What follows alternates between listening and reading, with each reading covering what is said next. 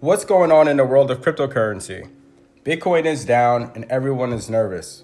Not only are people nervous, well, there's this huge market structure bill, and the White House officials met. What did they talk about? Let's see. So recently, these White House officials met with crypto executives, and they were there to discuss some upcoming market structure bill. This was supposed to establish a clear digital asset regulations. But this meeting follows the postponement of the Clarity Act. Now, this Clarity Act was really a markup by the Senate Banking Committee, highlighting persistent challenges in reaching consensus. Now, why couldn't they come to clarity? Why couldn't they come to a solution? Well, the Clarity Act aimed at defining the regulatory landscape for digital assets, right? So everything on the blockchain, essentially. And as the key piece of legislation, everyone remains at the table. This kind of tells me that they're still looking to talk, but at the same time, the market didn't like it. There's ongoing dialogue that government's recognition of the growing importance of the crypto industry and the urgent need for a regulatory framework. I mean, I guess it's good that they're having conversations about it, but you got to remember, cryptocurrency, blockchain, techs, all of these people in this industry, they're very quick to decisions, right? They're very quick to analyze data, come to a decision, and move forward. And we all know that the government moves the slowest. So it's not surprising that government is not moving at the speed that which aligns with everyone in innovative tech, right?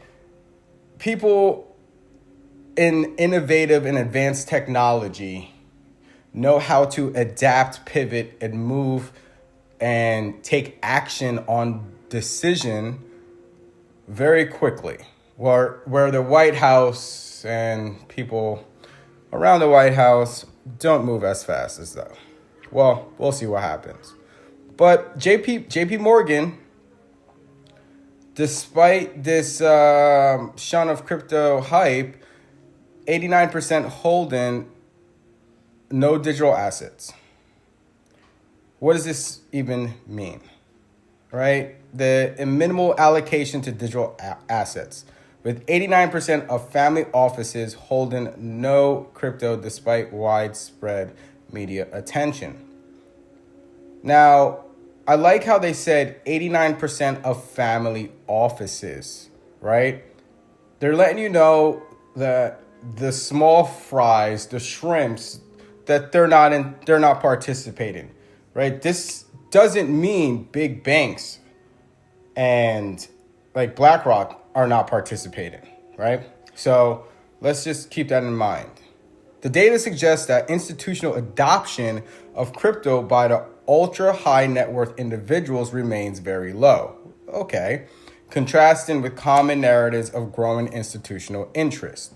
Now, the thing about this is that it's hard to see this data, especially if you categorize the data as digital assets and holding on to digital assets, because how are they measuring whether or not someone's holding digital assets? Because if I'm a high or ultra high net worth individual, and if I have my own hardware wallet, right, for digital sovereignty, if I have my own hardware wallet, and then you want to know.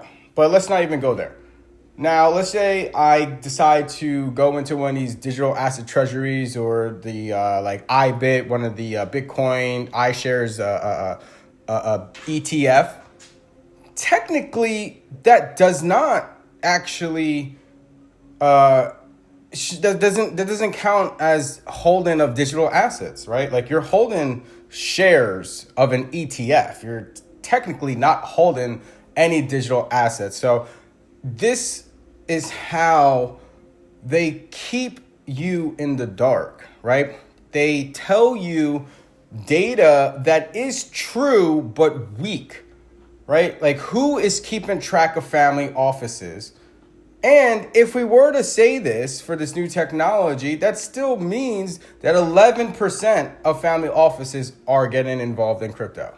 So we can take the data whichever way we want, but keep this in mind. They're never going to tell you it's a good idea. They're never going to tell you data that supports your hopes and dreams that this technology offers growth, because the growth shouldn't go to you. It should only go to the suits, and it should only go, and I put this in air quotes, to the professionals. And because of that, they will never tell you. And in the beginning of Bitcoin, cryptocurrency, and this new innovative financial technology, we all knew that. We were all aware of that. And somewhere along the line, a lot of people may have forgotten it, or because they got burned so hard, or a rug pull so hard, they lost their crypto, or maybe just the time that they were anticipating growth didn't get to them as fast as they wanted to, right? Now they're easily persuaded to believe whatever narrative the suits want you to believe. But let's continue to see if there's something else that's happening, right, on the back end that really gives us some positive insight into the future. So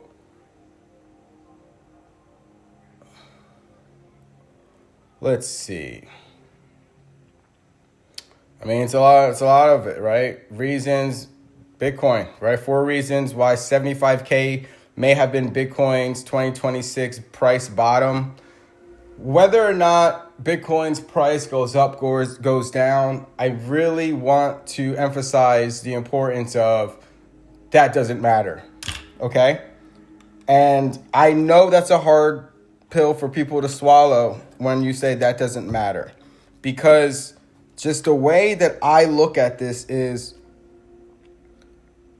we're not concerned of whether or not the price goes up or down, and that's why we participate in this market. We're not concerned about whether or not we'll make money immediately from this market. What I am concerned is when I attempt other areas and other choices to make money, they're not as lucrative as innovation and growth. When I look at opportunities to put my money to work, you don't have that many choices.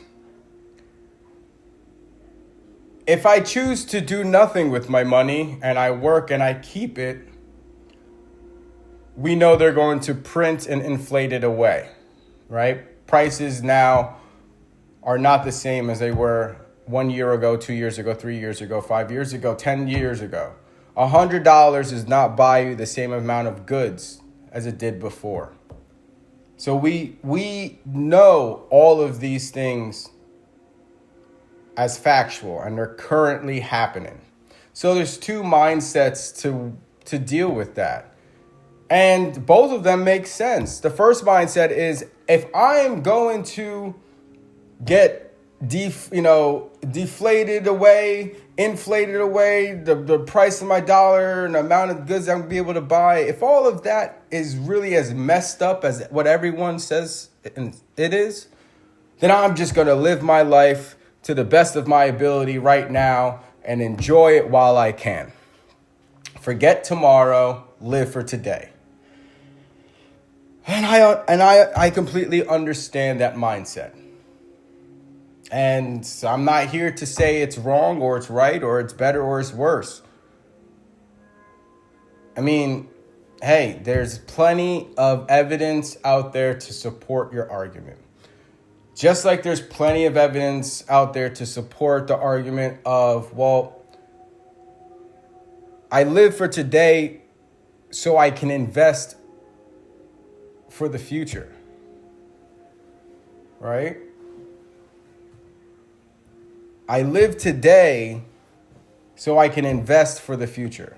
I work today so I can take a little bit out of that bread to invest for the future, right?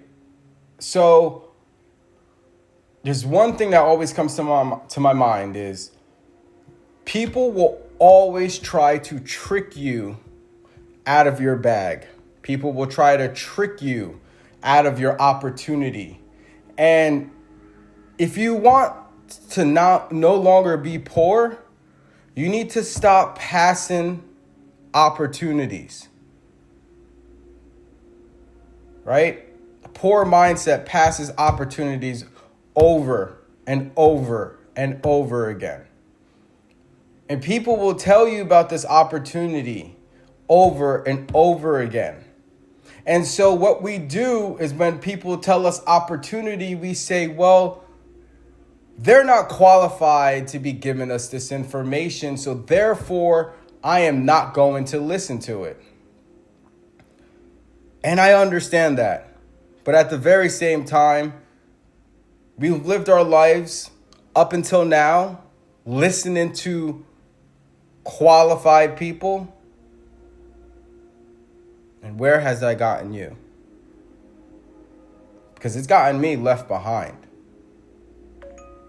And from what I've noticed, all these, and I put this in air quotes, unqualified mentors and people that may not be the best person to listen to according to a resume, but their lifestyle, their finances, their wisdom, their actions and behavior and other things tell otherwise.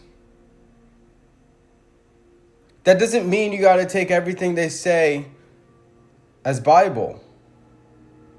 But at least take it upon yourself to challenge your intellect and just see maybe there might be something there I'm missing. So I'm going to end this talk right now with